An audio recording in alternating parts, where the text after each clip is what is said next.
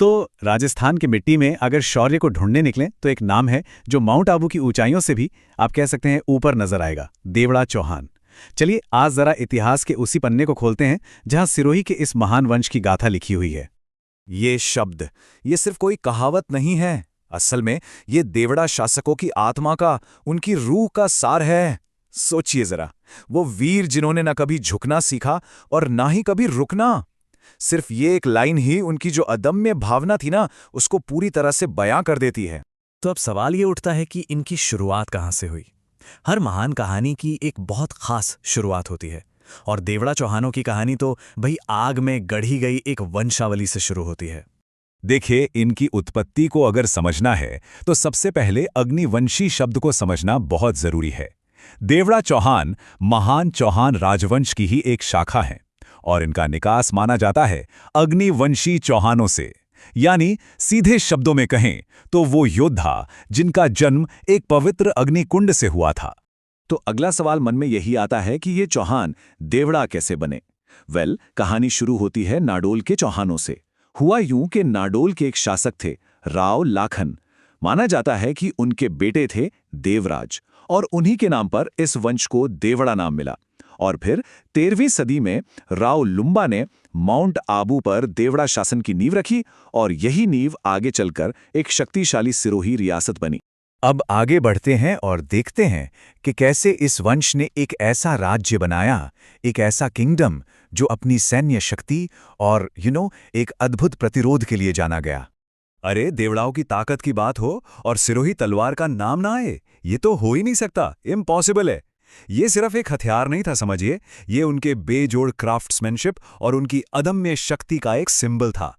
कहते हैं, और ये बड़ी मशहूर बात है, कि इसकी धार इतनी तेज थी कि दुश्मन का लोहे का कवच भी एक ही झटके में चीर देती थी। जरा इस तुलना को देखिए। एक तरफ एक विशाल मुगल साम्राज्य जिसका बादशाह अकबर पूरे राजस्थान को अपने अधीन करना चाहता था, और दूसरी तरफ सिरोही का एक छोटा सा राज्य और उसके शासक राव सुल्तान जिन्होंने झुकने से साफ इनकार कर दिया। तो ये टकराव असल में छोटे और बड़े के बीच का नहीं था, ये था स्वाभिमान और सत्ता के बीच का टकराव। इनका सिद्धांत बड़ा सीधा था, दोस्ती में पूरी वफादारी और दुश्मनी में उतनी ही भयंकर था। और इनकी दोस्ती की सबसे बड़ी मिसाल थी मेवाड़ के साथ। मेवाड़ के साथ उनका गठबंधन वो सिर्फ एक पॉलिटिकल अलायंस नहीं था, वो खून और सम्मान का गठबंधन था। हल्दी घाटी के मैदान से लेकर महाराणा प्रताप के हर एक संघर्ष में देवड़ाओं ने कंधे से कंधा मिलाकर अपना खून बहाया। लेकिन एक योद्धा सिर्फ अपनी तलवार से ही तो नहीं बनता, है ना?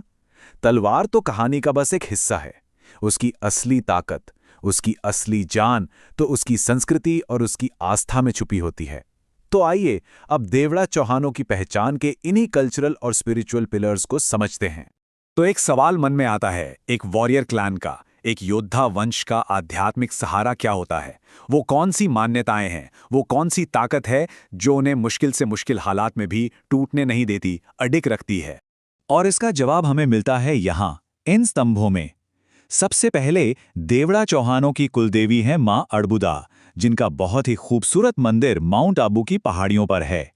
फिर आते हैं उनके कोर वैल्यूज, जैसे शरणागत रक्षा, मतलब अगर कोई उनकी शरण में आ गया तो उसकी रक्षा करना उनका परम धर्म है। और हाँ, अतिथि देवो भव, मेहमान तो भगवान का रूप होता है। और इन सब के साथ उनका वो वाइब्रेंट गैर नाच जो आज भी राजस्थान की शान है। तो चलिए अब जरा अतीत से निकलकर वर्तमान की ओर बढ़ते हैं। देखते हैं कि कैसे इस राजवंश की वो भावना, वो प्रभाव आज के मॉडर्न दौर में भी जिंदा है। ये लाइन ये अपने आप में पूरी कहानी कह देती है। समय बदला है, बिल्कुल बदला है। हथियार भी बदले हैं, जहां पहले तलवार थी अब वहां कलम ने जगह ले ली है। लेकिन एक चीज जो नहीं बदली वो है लीडरशिप की भावना। वो आज भी वैसी की वैसी है। राजपाट भले ही ना रहे हों, पर देवड़ा समाज का वो जज्बा, वो स्पिरिट आज भी जिंदा है।